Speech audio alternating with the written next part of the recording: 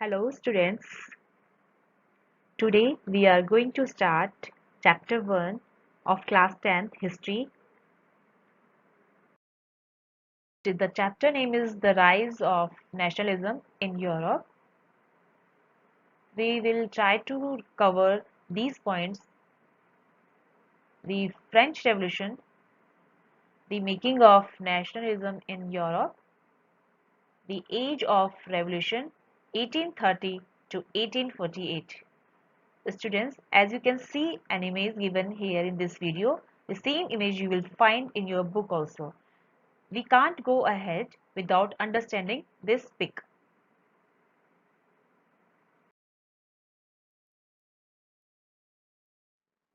Here, we will try to understand about the pic and the thoughts of the artist.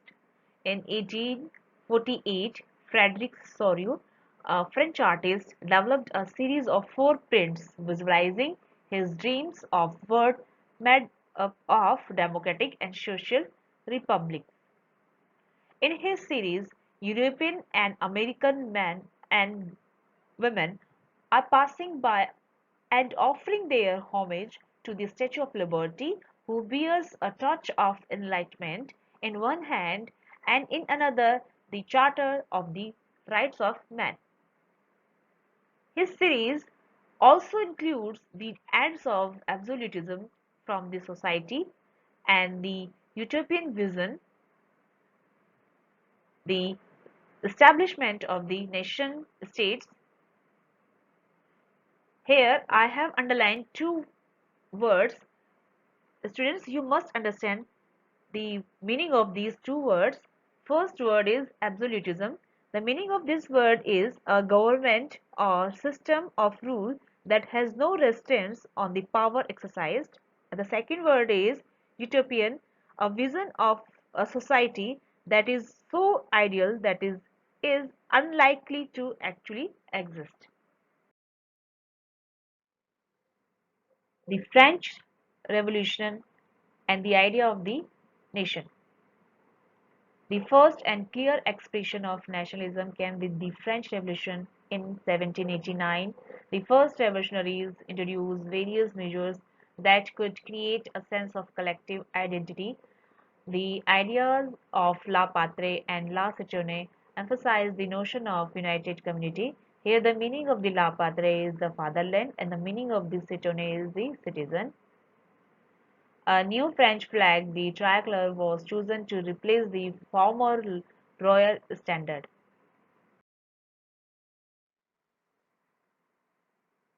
The Estate General was renamed as National Assembly.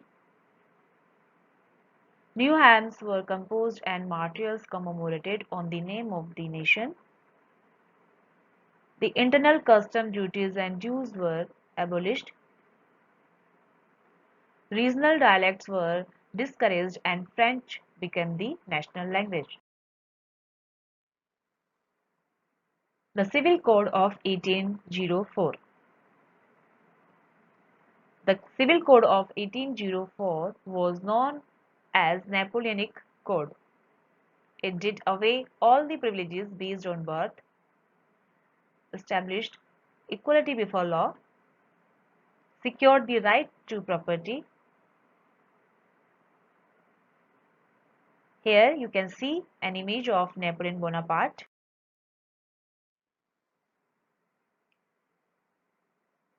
The Civil Code simplified administrative divisions. It abolished feudal system and freed peasants from serfdom and manual dues. In towns to guild restrictions were removed. Transport and communication systems were improved.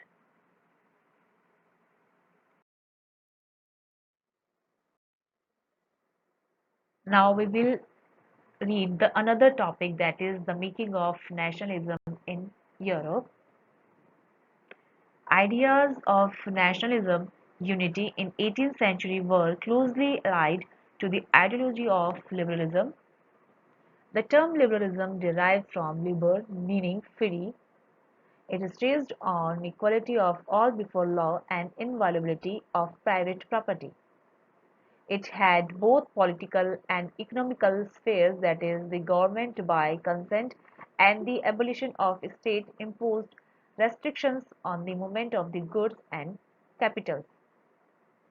In 1834, Jordanian custom union joined the Prussia and German state abolished tariff barriers and number of the currencies which ultimately promoted the smooth movement of goods and capital. Here you can see a pic. This is related to the Treaty of Vienna, which was held in 1815. In 1815, the European powers Prussia, Russia, Britain, and Austria, who defeated Napoleon, met at Vienna. The Congress of Vienna was hosted by Austrian Chancellor Duke Metternich.